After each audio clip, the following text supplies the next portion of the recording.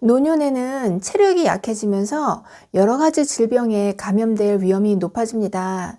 특히 날씨가 추워지는 계절이 오면 기침 가래가 좀처럼 떨어지지 않습니다.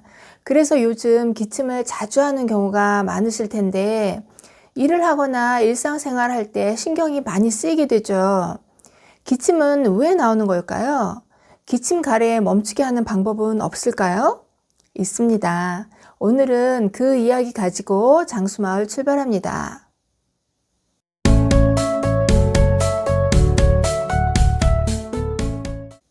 안녕하세요. 장수마을 주민 여러분. 날이 추워지면 호흡기성 질환이 증가하기 마련이죠. 폐가 약하신 분들에게서 가장 흔하게 발생하는 것이 바로 기침인데요. 찬 공기를 흡입하게 되어도 기침이 나오기도 합니다.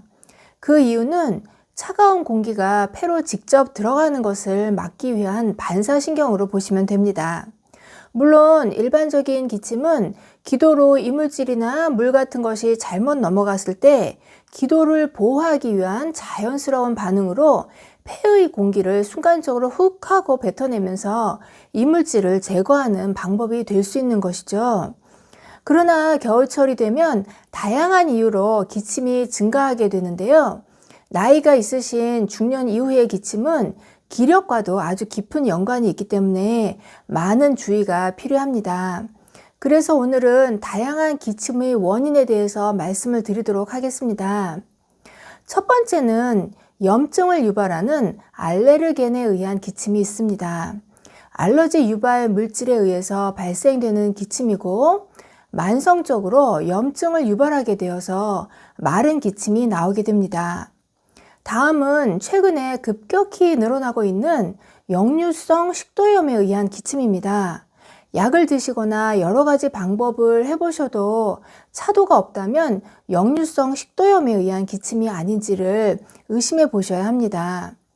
위산이 역류하는 과정에서 인후두가 염소가스의 자극을 받아 마른 기침을 하게 되는데요.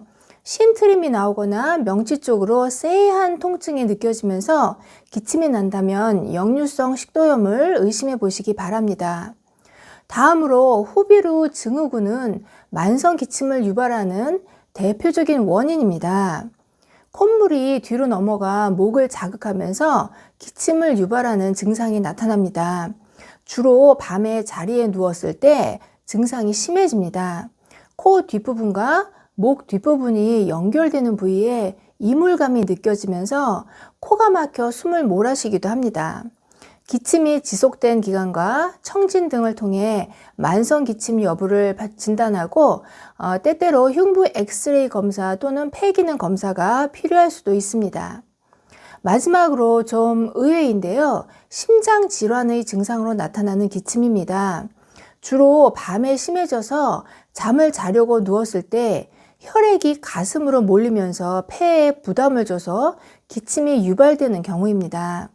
심한 경우 기침을 할 때 가래나 혈흔이 묻어나오면서 심장 질환과 호흡기 질환이 함께 동반되는 경우도 있을 수가 있기 때문에 이런 경우라고 한다면 빨리 병원에 가셔서 치료를 받으셔야 합니다. 그리고 기침을 하면 가래가 같이 나오는 경우가 많은데요. 가래는 기침과 항상 같이 오는 건 아니고요.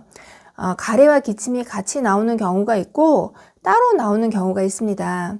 가래를 뱉기 위해 일시적으로 하는 기침은 문제가 되지 않지만 지속적인 기침과 가래가 있다면 염증성 만성 질환이 있을 가능성이 큽니다. 마지막으로 집에서 할 수 있는 기침 관리법과 기침에 도움이 되는 식품을 간단하게 정리해서 말씀을 드리겠습니다. 가장 쉽게 할 수 있는 것은 따뜻한 물이라든지 차를 마시는 것입니다. 이것만으로도 잦은 기침을 줄일 수가 있게 됩니다. 다음으로는 껌을 씹는 것도 기침을 줄이는 방법이 됩니다. 껌을 씹게 되면 침을 삼키게 되는데요. 침을 삼키게 되면 기침을 줄일 수가 있거든요. 이렇게 해도 쉽게 줄어들지 않는다면 욕조에 뜨거운 물을 받아서 몸을 담그거나 뜨거운 물로 샤워를 20여 분 정도 하시게 되면 기침이 잦아들게 될 것입니다. 우리의 폐는 따뜻하고 습한 환경을 좋아하기 때문에 따뜻한 방에서 적절하게 습도를 유지해 주게 되면 큰 도움이 될 수 있습니다.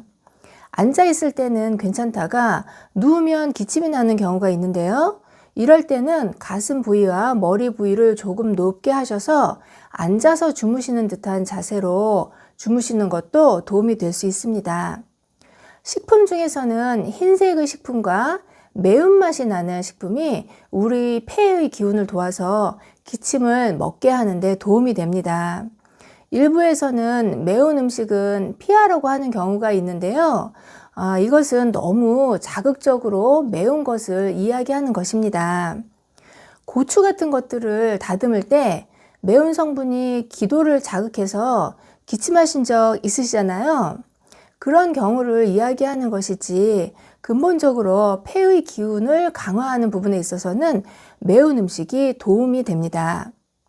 대표적인 거 몇 가지 좀 소개해 드리자면요. 물을 넣은 꿀청도 도움이 되고요. 도라지청도 도움이 됩니다.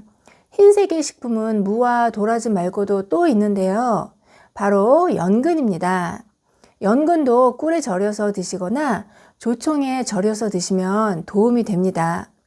흰색 과일도 있는데요. 바로 배입니다. 배도 꿀과 함께 중탕으로 달여서 드셔도 좋고요. 무와 함께 중탕으로 달여서 드셔도 좋습니다. 흰색 하면 뿌리도 있는데 대표적인 게 팥뿌리입니다. 팥뿌리를 꿀과 함께 중탕을 해서 드셔도 도움이 됩니다. 파의 흰 부분을 잘게 다져서 물을 조금 넣고 가열해서 끈적끈적할 때까지 졸인 다음 꿀과 함께 섞어서 차로 드시는 것도 도움이 될 수 있습니다. 참고로 기침은 참으시면 안 됩니다.